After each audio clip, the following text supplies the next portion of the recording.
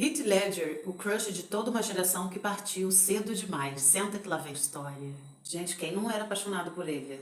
Duvido uma que não fosse. Todas nós éramos. E muito. Heath Ledger nasceu em Perth, na Austrália, no dia 4 de 4 de 1979. Sua mãe era professora de francês e seu pai era engenheiro numa siderúrgica. Ele teve uma vida até que confortável, não era nem rico e nem era pobre. Era uma vida tranquila. E também ele tem uma irmã chamada Kate. Sua mãe pertencia a um clã escocês chamado Campbell, e o nome dele, Cliff, veio do Morro dos Ventos Uivantes, aquele romance que tem um filme sensacional, inclusive, que eu amo. Minha geração inteira conhece muito bem esse filme, e o nome da sua irmã Kate também veio desse romance. Desde sempre, todos os chamavam de Heath. Seu pai, Kim Ledger, era apaixonado por leitura. Aí vem a paixão de Heath por diversas coisas. Eu vou falar pra vocês quais ele mais amava. Era um super fã de Bruce Lee, Chuck Norris. Ele amava andar de camiseta, short e chinelo, churrasco, jogar xadrez. Aos 11 anos, seus pais se divorciam e ele era bem maduro para a idade dele. Isso é ele mesmo que fala em diversas entrevistas. Seus pais se davam muito bem, tá? Inclusive, eles passavam muitos feriados juntos e datas comemorativas, era bem comum para ele. Foi estudar numa escola católica e em seguida numa escola só para meninos, mas ele não era bom aluno, gente. Mas ele se destacava em diversas outras coisas. Adorava montar cavalo, era muito bom em xadrez, que era uma das suas paixões, inclusive ganhando diversos prêmios. Gostava de pescar, tocava didgeridoo, que é aquele instrumento aborígene, e hóquei. Com 12, 13 anos, ele ouviu sua irmã atuando na escola, né, que ela começou a ser atriz primeira, Kate, e aí ele olhou aquilo e falou, eu quero fazer isso pra mim, porque eu posso ganhar o meu próprio dinheiro, ganhar muito mais dinheiro e também poder usar o meu tempo livre da forma que eu quiser. Olha o pensamento da criança, gente.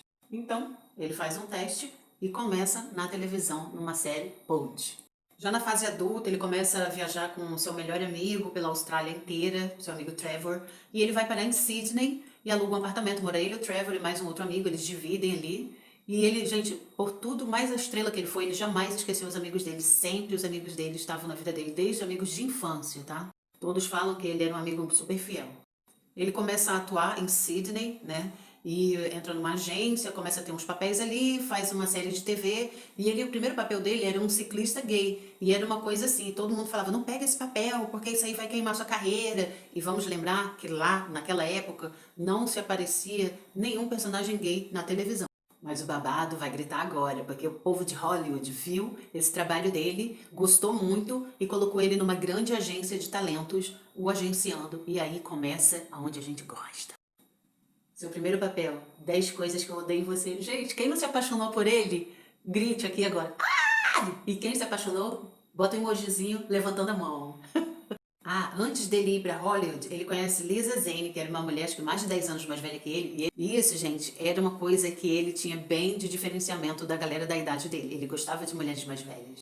Então Lisa o convida para ir para Hollywood. E ele, então, vai morar em Los Angeles com ela. Eles ficaram mais ou menos 1 ano e pouco juntos.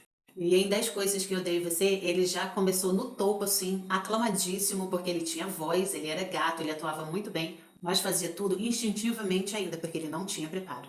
Depois ele fez o filho do Mel Gibson no Patriota. Amava LPs. Seus amigos de infância iam para Los Angeles, ficavam na sua casa. Muitos deles se tornaram atores, diretores. E na casa dele, gente, já virou assim, tipo assim, como se fosse uma casa para quem queria caçar talentos. Porque sabia que teriam grandes atores ali. E os produtores de elenco iam na casa dele, geralmente, procurar essas pessoas. Foi convidado para ser o Peter Parker, mas ele declinou, falou que nem de quadrinhos ele gostava e que ele não poderia oferecer nada a esse papel. Sincero. Daí ele já começa a ter crise de ansiedade por conta da carga que era ser uma pessoa famosa. Fez uma participação importantíssima em A Última Ceia. E nesse filme foi que Ang Lee, que dirigiu The Brokeback Mountain, viu ele e falou, eu acho que esse cara tem um molho. A princípio ele ficou meio assim com o roteiro do The Brokeback Mountain, mas ele namorava então Naomi Watts, que ele conheceu também no filme. E Naomi falou, não, pega esse papel sim, pega porque esse papel vai ser decisivo na sua vida. Aí ele já tinha 26 anos. O Segredo de The Brokeback Mountain, a gente sabe que é um dos filmes mais aclamados de todos os tempos. É sensacional, quem não assistiu, veja. Nesse filme, ele conhece a sua então companheira de cena, Michelle Williams. Gente, foi bafo, porque foi paixão à primeira vista. E assim, ele não resistiu e eles começaram a namorar. E Naomi teve a maior amargura da vida. Ele então vai morar junto com a Michelle Williams no Brooklyn, tem uma vida muito sossegada, pacata. Eles amavam andar na rua com a filhinha, ir lavar roupa na lavanderia, fazer coisas normais. Ele tinha uma vida bem normal, ele gostava disso, gente. Inclusive, Jake Gyllenhaal, que fez The Brokeback Mountain com ele, é o padrinho de sua filha Matilda. Um de seus maiores amigos também era o músico Ben Harper, e eles tinham até uma produtora junto. Cara, ele era tão paizão, gente. Ele deu um tempo na carreira pra viver só pra filha. Parece que ele tava adivinhando que teria tão pouco tempo com ela.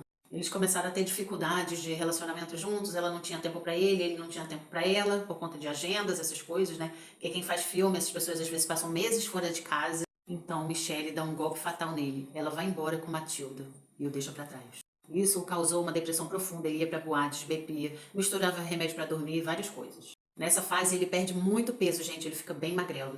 E ele dizia, eu preciso produzir o máximo que eu puder porque eu não tenho muito tempo. Parecia que estava adivinhando. Passando por toda essa turbulência, ele terminou um trabalho atrás do outro e ia emendando direto, né? Que acho que ele queria ocupar a cabeça e tal. E aceitou o papel de Coringa, que foi assim, aclamadíssimo, e todos falaram que foi o melhor papel de sua vida. Recebendo, inclusive, um Oscar póstumo. Essa é sua mãe, seu pai e sua irmã. Se inspirou no filme Laranja Mecânica, ele tinha um diário que ele colecionava fotografias, anotações, e ele mergulhou no fundo conhecimento de busca desse personagem e arrasou. Assim que ele terminou o Coringa, ele pega um papel e ele vai filmar em Londres. Tem muitas cenas na chuva, estava muito frio, ele pega uma gripe, mas quando chega nos Estados Unidos de volta, ele descobre que está com uma pneumonia profunda. Nessa época de Londres, ele leva sua irmã Kate para assistir às filmagens. Ele estava exausto, gente. Falando inclusive que quando terminasse o filme de Londres, ele simplesmente ia dar um tempo na carreira. E ele não conseguiu finalizar, tá? O filme. Então quem substituiu ele, colocaram 3 atores como participação: Johnny Depp, Jude Law e Jake Gyllenhaal, que todos doaram um cachê para a filha dele. Porque ele não conseguiu mudar o testamento, então ficou tudo para a família. 22/1/2008, ele foi encontrado por sua faxineira, desacordado, e depois de 1 hora, ela tentando reanimá-lo, ela ligou para o segurança em vez de ligar para a ambulância. Lembre-se que ele estava vivo ainda. Causa dada foi antidepressivos, hipnóticos e analgésicos. E seus amigos mais fiéis, Jake Gyllenhaal e Ben Harper, assumiram a responsabilidade de ajudar financeiramente Matilda e sua mãe. Ai, gente, tão triste, né? Eu era tão fã dele. Vamos deixar essa última imagem aqui, que foi onde a gente se apaixonou. Bom, gente, o que eu sei sobre essa história é isso. Se vocês sabem de alguma coisa que eu deixei de fora, me conta aqui, tá bom? Um beijo.